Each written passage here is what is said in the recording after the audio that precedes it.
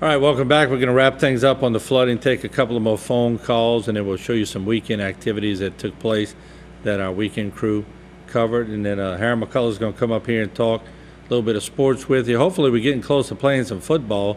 Tired of talking about the strike, but he'll tell you all about that. And, call him up, ask him what you think. But I'm ready to hear about some Saints myself. So anyway, he'll be coming up shortly. Let's take another phone call, and then we'll show you some weekend activities here. HTV, welcome to the program. Your question or comment, please.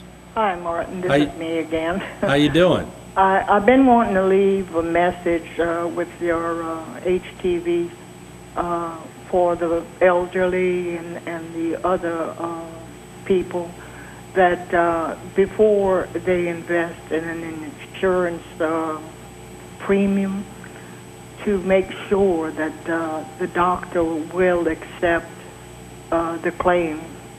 I went to the doctor the other day, and there's a long list of insurance companies that they will not accept anything from. And due to the fact that we don't know yet if we'll be having Social Security checks this coming month or if we'll be cut like Medicare. Right. I think the elderly should check to see before they go to a doctor if their insurance will be accepted. Yeah, that's good advice for sure. And it's been bothering me. I mean, like 3 weeks ago, I wanted to call and put this message to the people. Well, that's certainly some good advice, and you're probably talking from experience, huh? Yes, I am. I'm 75 years old, and I've seen a lot of doctors, but not like it is today. Yeah, well, things have changed, and the whole climate has changed, and I can't blame it all on the doctors. No, I'm not saying. Yeah, the whole system has changed. I'm not saying that it's only the doctor's fault. You can't blame them, Yeah. With the issues that's going on with the government today, you don't know what to expect. Yeah, it's a hard position, I think, for everybody really to be in. But I certainly appreciate you giving us a heads up and letting the seniors out there know. All right, John. Thank you. Have a good night. You too, babe. All right, what we're going to do now, we're going to go to some weekend activities that took place, and some of our crews were out there trying to capture some of the events that took place in and around the area. So let's roll that in, and when we come out of that, Harry McCullough will be up with sports. So let's take a look at the weekend activities. Saturday morning, the Dularge community celebrated the opening of a new fire station. It's great. I mean, now we don't have to worry as much for hurricanes. I mean, we got a building we can go to and be protected. It's great we can get something this magnitude down here in Bayou Dularge. I mean, to get away from a mobile home to come to this is like moving into a castle. I mean, you come to work, you want to come to work now every day. I mean, you're not cramped up in a mobile home because everybody's in that one mobile home working. So it feels great to have something like this to come to work to every day. The station, which is located north of the Bayou Canal Bridge, is designed as a Category 5 building with all electrical outlets at least 6 feet above sea level. Also, breakaway walls were constructed to help the water drain if the building were to ever flood. It's break walls around the bottom in case we get flooded. Instead of the building taking a lick from the water, from the pressure of the water, the blowout vents will blow out and it won't destroy the building. The water will be able to flow through the building. If we're getting that much water, we're going to leave the doors open. You got 6 14-foot doors that's going to allow the water to flow through. Everything electrical is nothing's below 6 foot in this building.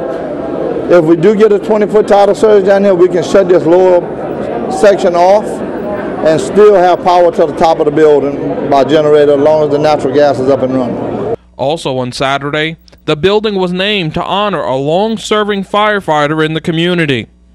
It's a real honor. I didn't expect it. I didn't want it, but they chose it, and I'm proud of it. In more news, an autism workshop was held at the North Terrebonne Library branch in Gray.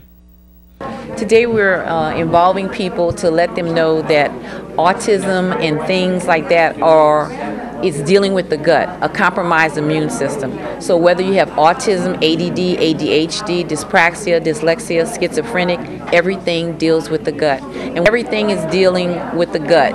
So the next thing that I want to talk about is the diet, to show them exactly what we do with Brandon to make it easier for families to know that it's simple, and just like she said, with juicing and Epsom salt baths and detoxifying through lifestyle changes. So that's what we're going to do today. A doctor who specializes in autism was on hand for the sessions. What we are living in this 21st century, we're living in a time where we're seeing chronic degenerative diseases, whether it's neurodegenerative diseases, whether it's diseases like cancer, heart disease, diabetes, obesity. We're seeing global epidemics.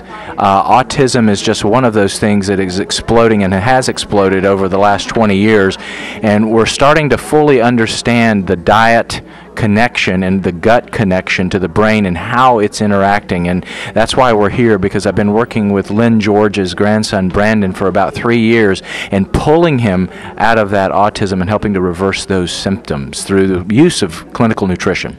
Also this weekend at the Houma-Terrebonne Civic Center, the Civic Center played host to its annual Kids Day. This event is put on completely by the Civic Center staff, so we put a lot of time and effort into Kids Day because we really think that it's a great event for the community and families to come out.